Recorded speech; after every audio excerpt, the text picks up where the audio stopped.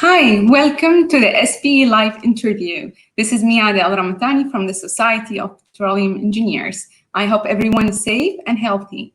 Our live today is about ADNOC, reinvention and effecting change. Our guest for today is Dr. Alan Nelson. He is the Chief Technology Officer at ADNOC. We will discuss with him about ADNOC's integrated 2030 strategy to transform the ADNOC business to ensure future success by maximizing value from every barrel, delivering the greatest possible return to Abu Dhabi, while helping meet the world's growing demand for energy. We will also discuss how will the culture change as a result of modernization. How does ADNOC plan to collaborate in the ecosystem of regional NOCs and with technology startups? Climate concerns have not gone away. So what is ADNOC doing on the sustainability and emissions front? Trent Jacob will be joining this discussion to discuss with Alan Nelson. Trent is the digital editor at JBT, the Journal of Petroleum Technology. Before I hand over to Trent, I will ask everyone to add their comments and feedback and suggestions in the comment bar below, and we will definitely look into that. Thank you, stay safe, and enjoy the live. Hey, thanks so much for that introduction. We're very lucky to be here today with all of you. Again, I hope everybody is staying safe and healthy. Alan, are you with us? I am. Hello, Trent. Hello, everyone. It's good to see you, Alan. Thanks for joining us. It's good morning for me, and it's good afternoon for you. And so to everybody around the world, it might even be good evening here.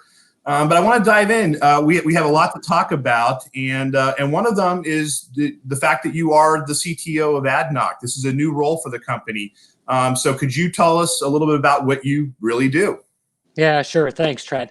So look, let me start off by saying ADNOC has a long and rich history in innovation.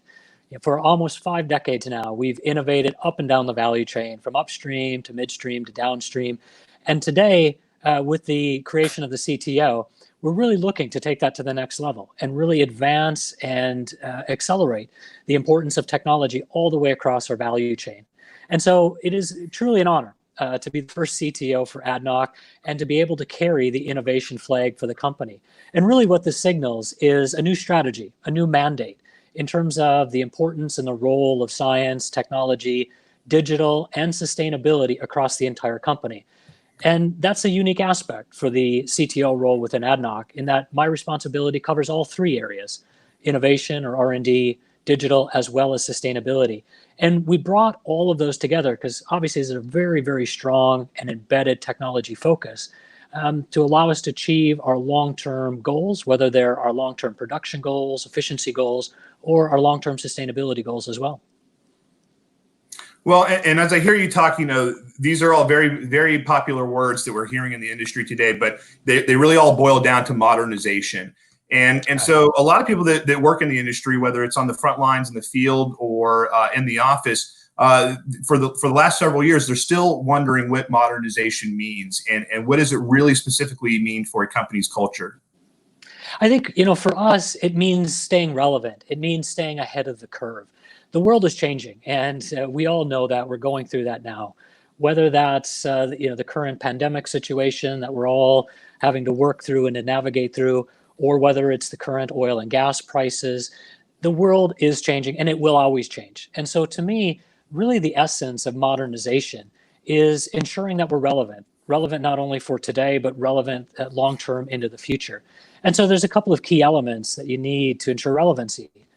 For me, the first and foremost is culture. In order for the company to maintain that leading edge on science and technology, you have to have innovation as part of the company culture. You have to be willing to take risks. You have to be patient and impatient at the same time. You have to have balanced investments from the short term to the long term. You have to set clear ambitions, targets, goals for what you expect that science and that technology to do for the company. What do you expect in terms of revenue? What do you expect in terms of profit? What do you expect in terms of efficiency gains? And then start to bring together all of the different pieces to build that innovation ecosystem. So what elements around upstream and what new R&D technologies do we need, for example, around drilling? Or what technologies do we need from digital and artificial intelligence? What big data opportunities exist? What machine learning, what machine visualization technologies exist? And importantly, how do we go deploy those effectively and efficiently across all of our assets? And really, it's that continual testing, that continual updating, really, which embodies modernization and, again, ensures long-term resiliency. What's interesting, you brought up some very salient points about the digital transformation that companies are going through, and as I listen to you talk, I hear a theme of future proofing, and so one of the decisions for people like you is this is a fast moving, especially in the digital side, it's a fast moving world. Right. So you have to decide how do I marry myself to a product or a technology now, when I think there might be something coming up 18 months from now. And so you have to make these critical buying decisions. And does the fast pace of that side of the business make it more difficult? I always look at, say, an innovation portfolio as investing, as a set of call options, if you will. And what I mean by that is you need to place multiple bets across your entire portfolio. So if we look to invest today, we wouldn't necessarily invest all of our portfolio as a single investor in small caps or large caps, or equities, or North American funds or European funds. Or what we do is we balance across all of those different asset allocations to achieve the end result that we want. And maybe that end result is a lot of security, but the trade-off, of course, is very little gain. Or we're willing to take much more risk, but the trade-off is much more volatility. When we look at R&D, when I look at innovation, I see it much the same way. So today, yes, we need to make some strategic bets on those technologies that will allow us to navigate and overcome the current business challenges and the current macro environment. But we can't lose sight of the long game, so to speak. We need to continue to innovate. We need to continue to invest for the future. And so for me, it's about maintaining that balance, but equally about understanding how much we should invest in each bucket and when to stop projects. And this is always a challenge for R&D organizations and digital organizations alike, is when do we continue to fund? When do we stop? So having that continual testing, environment, or that continual testing methodology embedded in your R&D portfolio is absolutely critical. So we're making the best decisions at the right time. It sounds like you have to put your venture capital hat on a little bit to think this way and to make these decisions. But that leads me into my next question, which is, collaboration is a growing theme in the upstream world. And this includes oil companies working together on projects and also people working with small companies. So how is ADNOC doing that in the region? And, what is your view on working with startups? You kind of alluded that you look at small vendors as well. Right. I would say partnerships and collaborations are a cornerstone of our company, of our culture, of our DNA, and ultimately of our success. You look back from the earliest days in ADNOC, we have always embraced partnerships, and we've embraced collaborators along the way as well. Whether these are partners that come in and help us from a production standpoint, or today, partners and collaborators that help us innovate. So taking a couple examples, last year, for example, we partnered with Saudi Aramco and Cambridge University and TWI to establish the Non-Metallic Innovation Center out of Cambridge in the UK.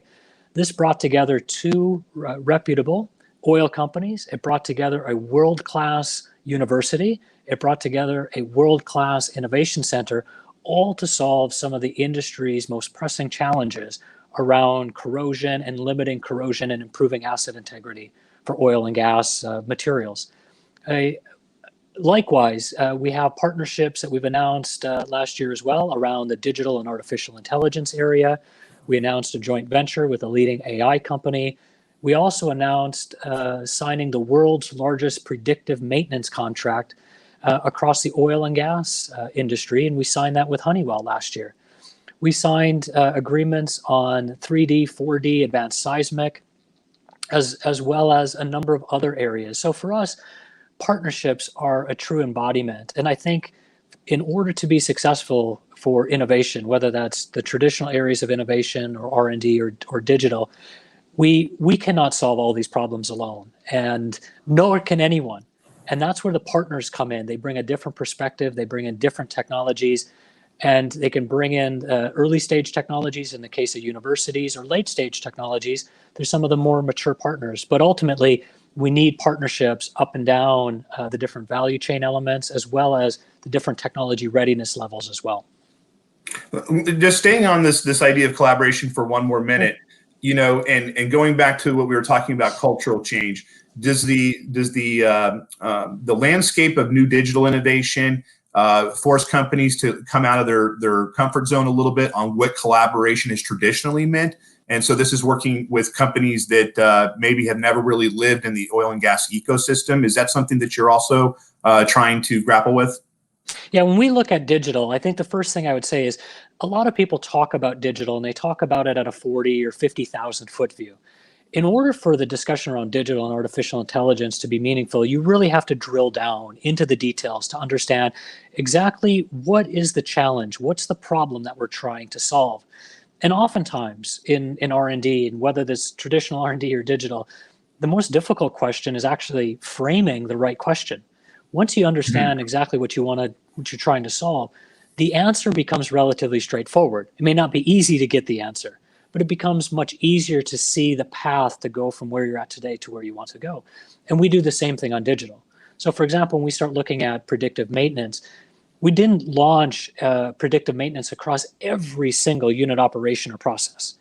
That's an intractable problem. So what you have to do is you have to understand, where can digital have the greatest impact to begin with?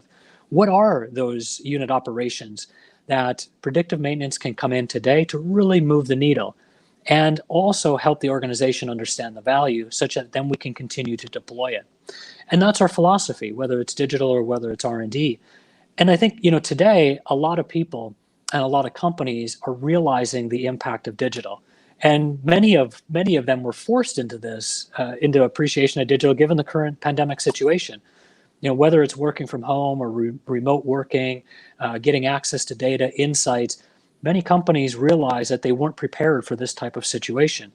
We, on the other hand, have embraced digital for many years. And, you know, through our Panorama Digital Command Center, for example, we have access to real-time data, whether we're in the office or whether we're working remotely.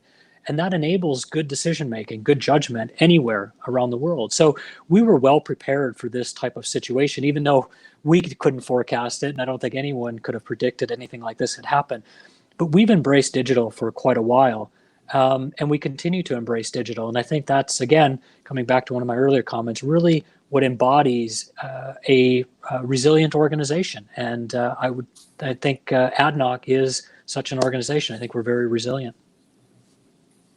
Well, I just want to remind everybody that's watching that we're going to leave some time at the end of this talk for questions. So we're seeing some good ones come in, but keep them coming. You know, staying on this same track here, Alan, you know, and since you brought it up about resiliency during the COVID-19 era that we're all living in, and it's the reason why I'm talking to you from my home office, and I imagine you're at home. And so does this current situation, does the price crash, does the societal isolation, you know, I think you can make an argument either way that this could hurt digital adoption, because obviously it's hurting cash flow. But then I'm hearing you make the argument that this is a reason to speed up the rate of adoption. Yeah, I would certainly be in the latter camp. I think, you know, for us, we see the power of investing in digital and artificial intelligence coming to life today. Had we not done that over the past several years, we wouldn't be able to do the things that we do today. And so we're a living, breathing example of where you need to invest ahead of the curve, particularly around digital and artificial intelligence solutions. And all of these things are good for business long term. For example, for a number of years, we've had a number of programs around process efficiency and production optimization. These are these are capabilities that we needed not only 5 years ago, that we need today, and that we'll need in another 5 years or another 10 years. These are things that pay dividend regardless of what the external markets throw at us or what the price of oil or natural gas is. You have to be as efficient and productive as possible, whether you're in oil and gas or whether you're in specialty products or whether you're in performance chemicals, making specialty goods, et cetera. These are cornerstones of doing good business. And again, I think today it's really opening up the eyes of many different companies, industries, to show them what the power and capabilities digital and artificial intelligence can really have. And again, I think we're going to come out of this more resilient. I think we're going to come out of this stronger. And I think the entire industry and I think the entire world is going to come out looking slightly different. I wish I had a crystal ball to say what we're going to look like coming out of this. But suffice to say, I don't think we're going to go back to the way things were. They will be slightly different. And I think we'll all wait and see how much difference there will be as we try to return to some sense of normalcy here over the next couple of months.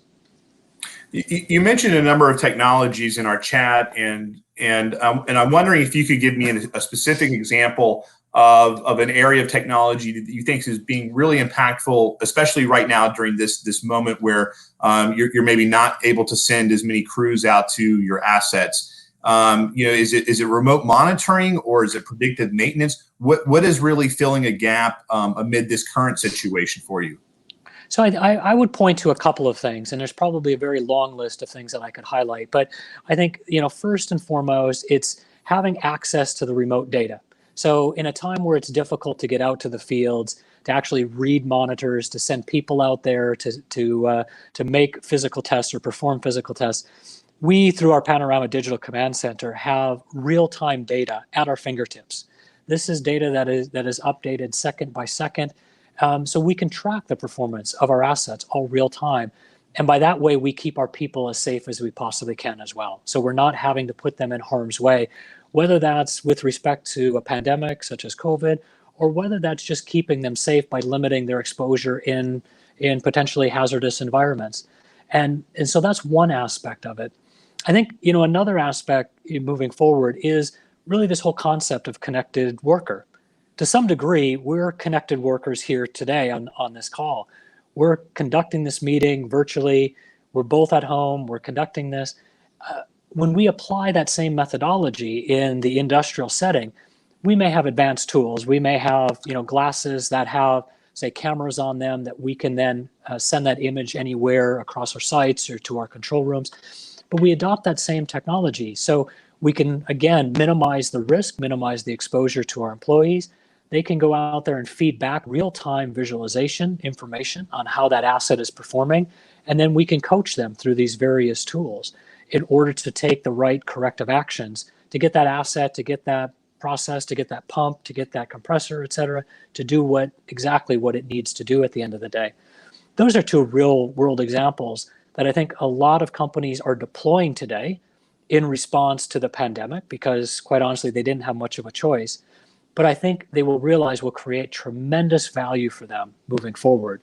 Fortunately for ADNOC, we've been developing these technologies and implementing these technologies for quite a while, so we feel very comfortable, today using many of these technologies. But again, if you look across the industry as a whole, I think many different companies in the industry more broadly will start to embrace more of these connected worker and say remote sensing technologies as a way of working well past COVID.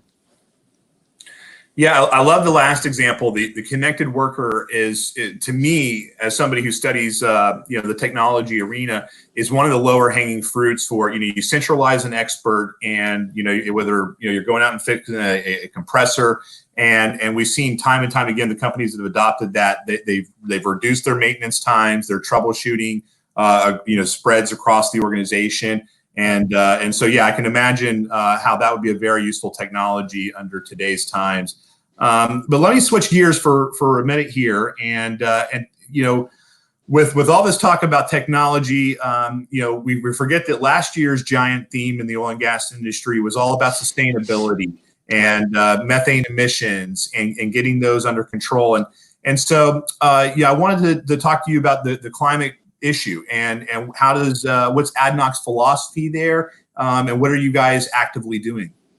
So sustainability for ADNOC has been at our core since our earliest days, since our founding. And this is something that the founding father of the UAE, Sheikh Zayed, really instilled not only in the UAE, but in ADNOC. And we live and embody sustainability.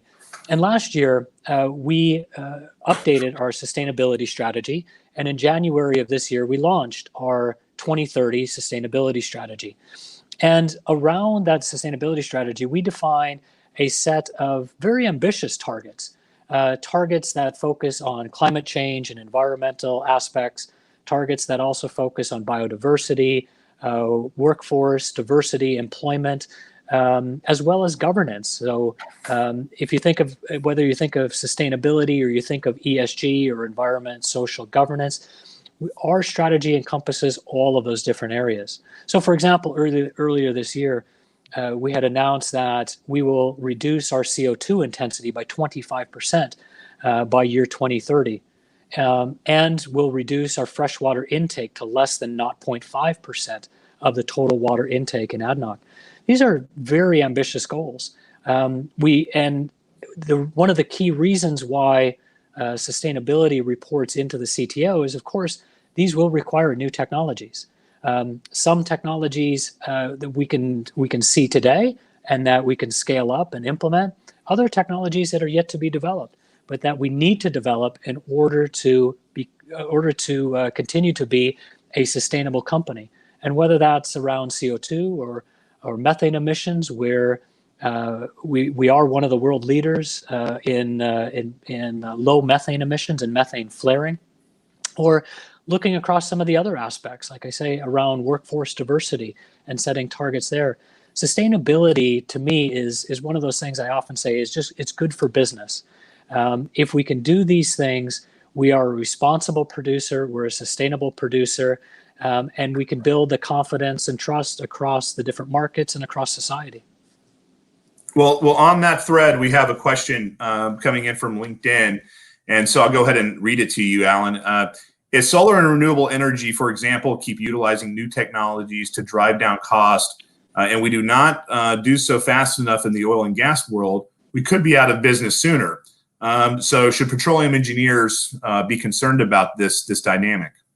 I think, you know, anytime you consider the discussion around energy, at the end of the day, this does come down to cost. And whether that cost is, dollars per kilowatt hour or dollars per kilogram of hydrogen or dollars per barrel or dollars per million BTU, the numerator is always the same. It's always a dollar, a dirham, a euro. There's always a cost element there. And I think, you know, as we look to different technologies, whether it's solar or whether it's wind power, there's no denying that those technologies have made significant advancements in reducing the cost of, say, power energy production. At the end of the day, however, oil and gas is still the lowest cost producer for energy. We continue to innovate. We continue to develop and launch optimization programs. And I think the entire industry needs to do this. But importantly, to also do so through that sustainability lens. We cannot forget how important that maintaining our focus on sustainability, reducing CO2 emissions, reducing water intake, are how important those are, just as much as the overall cost equation side of this as well. Right. So it's about addressing your footprint and doing all you can there, and then acknowledging that you're going to live with this energy mix and not trying to put it on a hyperbolic scale. Just understanding that that's going to be that's the new Venn diagram of the world's energy consumption. Exactly. And again, another way to think about this is the difference between the art of practical and the art of possible. We have to focus, as an industry, as society, on what's practical today. There are many technologies out there that are possible, but are not ready for broad deployment or are not ready to be scaled. That doesn't mean that there aren't niches or some markets in which these technologies shouldn't be developed or deployed. And we're seeing that today in a number of technologies. That's actually good for the business. But there's not one single solution when it comes to energy or when it comes to fuel that's going to solve absolutely everything. It will be a mix of different technologies moving forward, depending on the application and depending on the end use. I got another question from LinkedIn. This one takes us a little bit back to digital technology, but is ADNOC bullish on technology and innovation around data analytics to drive down the technical cost of producing each barrel? So maybe here this is not as much about operations as it is about the exploration side. And so, could you comment a little bit about that? Yeah, when we look at, say, the digital landscape, we come back to upstream, midstream, and downstream. So we'll look at the upstream production side of it and understand how advanced analytics, how predictive capabilities, cognitive analysis, for example, can help us produce more efficiently, to help us increase the amount of oil that we produce per well, increase the ultimate recovery factor, for example, reduce drilling costs. We do that right alongside with optimizing our downstream assets, for example, to understand how we can improve efficiency and how we can end-to-end maximize the value of every single molecule that we produce, all the way from our reservoirs into our downstream and our refined products. So again, we use advanced analytics, we use AI up and down the entire value chain to maximize the value from reservoir all the way through into our finished goods. Let me just piggyback on that. Is being an integrated company, does that give you more vision? Does it make this job easier than if you were just, say, a pure upstream player, as we have in the United States? Well, I think what it does is we have full end-to-end visibility, right? So, and we have all of our assets that are, of course, located here within the UAE. So that provides a very unique advantage to us. We get full end-to-end accounting, again, all the way from our reservoirs and our fields, all the way through our refined products, and through our Panorama Digital Command Center. We can make real-time decisions on how best to operate our full value chain, how best to operate our end-to-end assets. The other aspect, of course, with Panorama Digital Command Center, is we can use that to essentially create a digital twin of our assets. And then we can start to do scenario analysis, understand, okay, if we want to optimize a particular variable, whether that's, cost of production, or it could be CO2, right? So minimizing CO2 emissions. We can do those different scenarios and understand what we would need to do to the asset in order to operate at that particular condition, to maximize value. And likewise, we can also do that scenario analysis to understand where there may be potential bottlenecks. And in that way, then, we can go deploy our R&D innovation engine to go develop new technologies to solve those specific bottlenecks. Well, Alan, I got one more question from social media here, and then I think we'll wrap it up. But let's see if you can tackle this one, okay? To what degree do you view business model or team structure innovation as part of the future operational innovation? So example would be, having your staff become more entrepreneurial instead of process driven. We've seen this in some companies, the Scrum teams, develop an MVP, these kind of Silicon Valley colloquialisms are moving into oil and gas. So what do you see there? I think this is a great question. And today it's often cliche to say, the people are the most important factor, but that is absolutely the truth. We can set, as leaders, as a CTO, I can come in and I can set the innovation strategy. I can set the sustainability strategy. I can set the digital strategy. But without the right people, none of that is going to happen. None of it is going to come to life. And that comes back to that culture dynamic. We need the people to really embrace and embody these different strategies and these different aspects and really live it and challenge the status quo. Go after things, take some risks, but do so informed, right? Taking risks isn't necessarily being callous about what we do, but it's about taking those chances to say, actually, I think there's something here. I think we should study it. And then putting the kind of the guidelines in place, or signposts, as I often say, to say, you know what, we're going to study it until we get to this point. But if we get to this point and it says yes, well, then we'll continue. But if it says no, well, then we're going to stop. So it's also about having that discipline.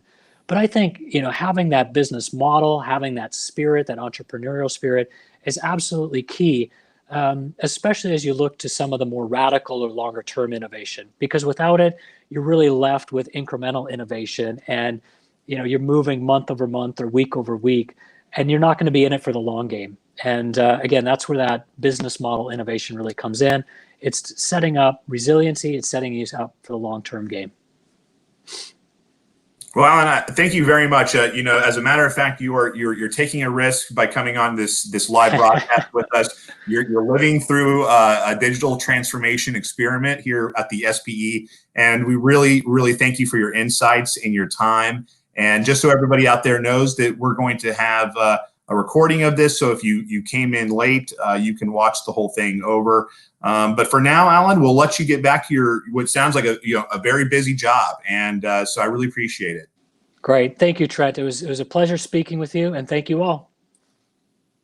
Cheers. Thank you, everyone. Thanks, Trent. Thanks, Ellen, for joining. Please let us know for any future topics that you want to talk about. Please leave it in the comments. Also visit our global calendar and see our events and submit papers. Stay up to date, stay safe, and have a great day. Thank you.